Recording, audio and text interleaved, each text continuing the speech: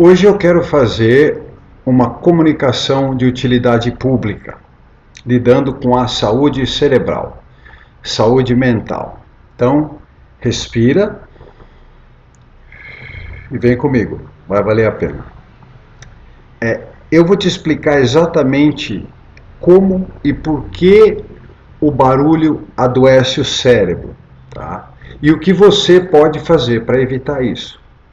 As pessoas se acostumaram ao barulho, da mesma forma que as pessoas se acostumaram à poluição do ar, ao lixo de calçada, né? A gente vai se aclimatizando com essas condições e o normal acaba virando uma normose, tá bom?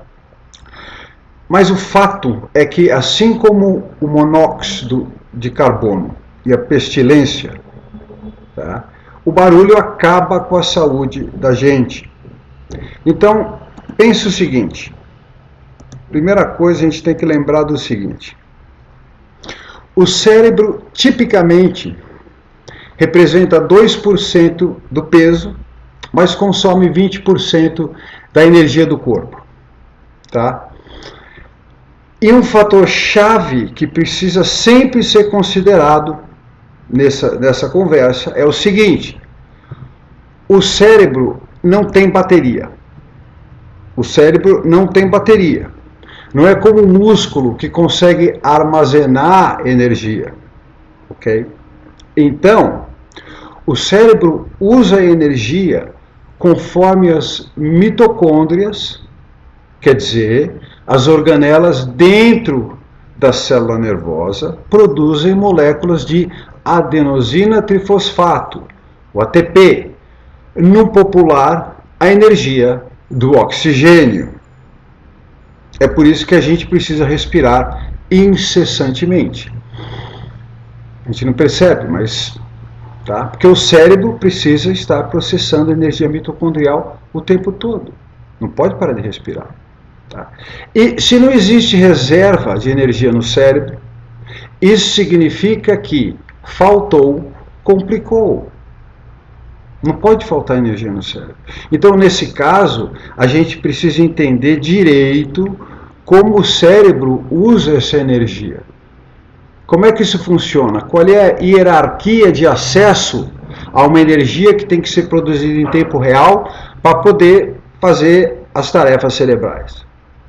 Tá? Então, para começar, o seu cérebro, consome 0,3 kWh por dia. É mais ou menos 100 vezes o que o seu telefone celular consome. Vamos respirando. Isso dá um valor bem próximo de 260 quilocalorias.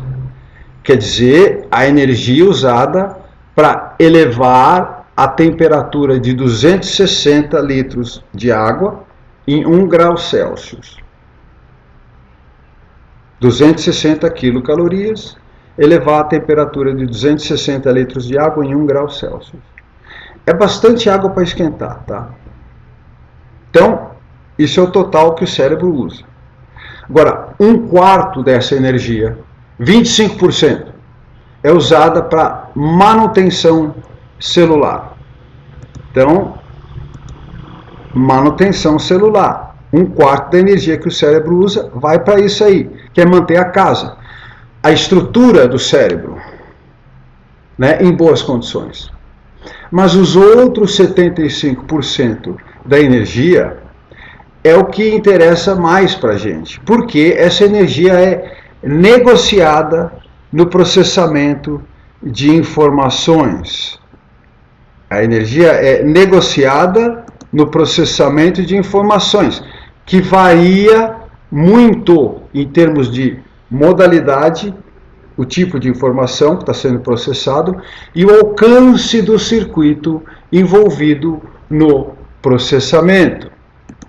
Então, a gente está vendo como é que essa questão distributiva da energia no cérebro acontece. Respira.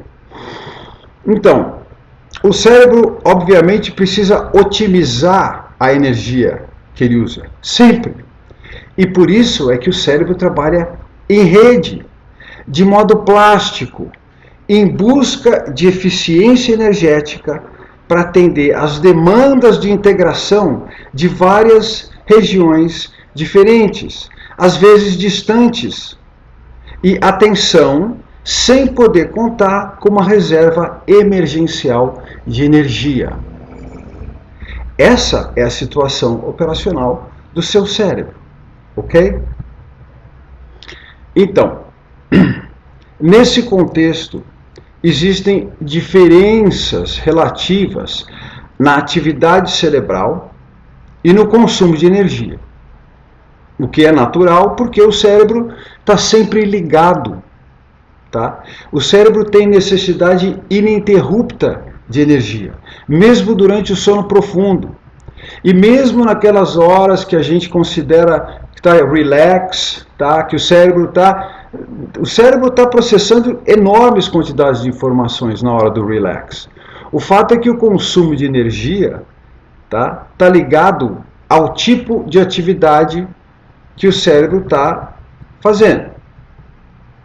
E na ordem de consumo energético, primeiro de tudo, antes do raciocínio, antes da aritmética, antes do planejamento, da execução de coisa que seja, tem um processamento sensorial sempre presente, que antecede qualquer outra demanda e, na verdade, qualifica as demandas subsequentes, depois da absorção das informações, no sentido da integração sensorial, certo?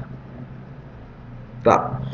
Então, ao todo, o processamento sensorial consome a grande maioria dos 75% da energia orientada ao processamento de informações. E aqui você tem o olfato, o paladar, a visão, a audição e o tato. Certo? É onde vai a maioria, é o processamento sensorial. Agora, dentre os sentidos, existe uma precedência do processamento sonoro sobre o visual e o tátil. Uma precedência medida na resposta elétrica do cérebro. Ok? Eu estou sempre reiterando isso aqui, ó. O ouvido está sempre ligado. O ouvido não pisca, não tem pálpebra. Tá? Lembra que a nossa herança auditiva educou o nosso cérebro a dar preferência ao sinal sonoro no curso da evolução natural do órgão. Tá? E isso é que se traduziu numa resposta elétrica cerebral mais rápida ao estímulo que entra pelo ouvido do que ao estímulo que entra pelos olhos ou através do tato, pela pele. Certo? Então, nesse ponto, a gente já pode concluir o seguinte: em condições típicas, o processamento sonoro toma conta do cérebro sob demanda. Sob demanda, quer dizer, existe uma prontidão prioritária de atendimento processual. Imagina isso, um programa PPAP, on demand. O som não pega fila, nunca. O som permeia o cérebro. Invariavelmente tem as exigências processuais preenchidas, tá? Então, quando você faz as contas, uma porção muito grande das 260 quilocalorias consumidas pelo cérebro todo dia, uma porção muito grande disso é usada para processar o som, querendo você ou não. Mais uma vez, o ouvido nunca para de operar. E aqui é esse precisamente o problema do barulho. Chegamos na questão do barulho. Agora você vai entender por que o barulho mata. Certo? O que eu digo de barulho? O que é barulho? É a buzina, é a construção, é o barulho do trânsito, é o enxame de motoqueiro com escapamento arregaçado, é o caminhão, é a sirene, é o cachorro latindo, é o carro com alto-falante vendendo fruta, é o alarme, é a britadeira, a serralheira, é o jato d'água pressurizado, etc, etc. que tomou conta, sequestrou o espaço acústico da cidade. Esse é o barulho que eu estou me referindo. Tá? A gente se adapta a tudo, ou quase tudo, mas certamente a cidade se adaptou ao barulho, gradualmente. E hoje a gente tem uma textura acústica urbana que foi confeccionada com barulho. É um tecido sonoro de coisa entulhada, que obriga você a gastar energia com o processamento do entulho, querendo ou não. Quer dizer, você joga fora essa energia. Tá? E tanto é assim que quando a gente quer conversar com alguém, ou escutar música, ou escutar uma mensagem, um áudio, a gente tem que arrumar um lugar para fazer isso. Uma sala quieta, um canto discreto. Aí você pode qualificar a energia sonora. Porque a gente vive num entulho sonoro. É por isso. Mas o foco da questão é o seguinte. Esse entulho acústico, que a gente chama de barulho, de fato adoece o cérebro. E isso se dá por uma razão simples, que é importante que você entenda. Você vai entender como é que funciona esse processo. É o seguinte, o barulho rouba energia do cérebro. Lembra que o cérebro não tem bateria. Então, o déficit causado pelo barulho custa a sua cognição agora, tempo real. A atenção, a memória, enfim, o seu rendimento mental é roubado na fonte, tempo real. Tá? Então, o déficit de energia vai acumulando. Hoje, amanhã, etc. O desgaste cronifica, vira uma lesão, que também cronifica. Isso aí explica a estatística atual de surdez e demência. É só jogar no Google. A correlação entre a poluição sonora e as desordens cognitivas, ela é tão lógica quanto ela é verdadeira. E mais ainda, vamos subir uma oitava, tá? Se você analisar, o barulho é um ladrão semelhante ao câncer. Olha isso.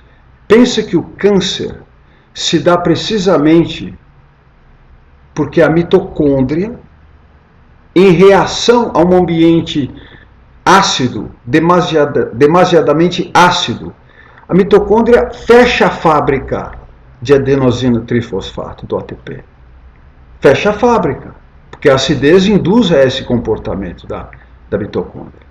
Tá? E a célula passa a depender exclusivamente da energia de glicose. Quer dizer, a célula perde 90% da energia que tinha. Isso gera uma escassez dramática e explica o comportamento primitivo da célula, que sai roubando glicose dos vizinhos. Essa é a célula cancerosa. Agora, em vez de roubar energia da forma de glicose, como faz a célula cancerosa, que é glucofílica, o barulho rouba energia na forma de adenosina trifosfato, que vem do oxigênio, como a gente já viu. Então, se o barulho é o grande ladrão de ATP cerebral, ele está certamente criando condições favoráveis para o câncer se manifestar. Óbvio, tá? Tá com dor de cabeça, insônia, esquecimento? Cara, isso tudo é consequência direta e imediata de um déficit de energia. Quando a energia é escassa, fica difícil atender todo mundo simultaneamente. Não é isso? Porque, eu vou repetir, o cérebro não tem bateria. Dali a pouco, um gargalo cronifica. Lógico, a energia cerebral é desviada continuadamente. Isso vai refletir aqui, depois ali, ansiedade, depressão, demência, todo tipo de problema. Agora, em síntese, conservadoramente falando, se você mora na cidade, imagina que o barulho rouba metade de toda a energia que você tem para processar o seu cérebro. Metade. Tá? Agora, a prova de tudo isso que eu estou falando está aqui, ó. Essa é a prova. Isso aqui é um plug de ouvido de silicone que você compra por 20 e poucos reais na farmácia e na internet. Faz uma bolinha assim, ó. Quando você coloca isso aqui, assim, esteja na rua, numa repartição, no mercado, no shopping, numa vizinhança barulhenta, no trânsito, tá? Não importa, numa questão de alguns segundos, você vai ter a estranha sensação de se sentir melhor.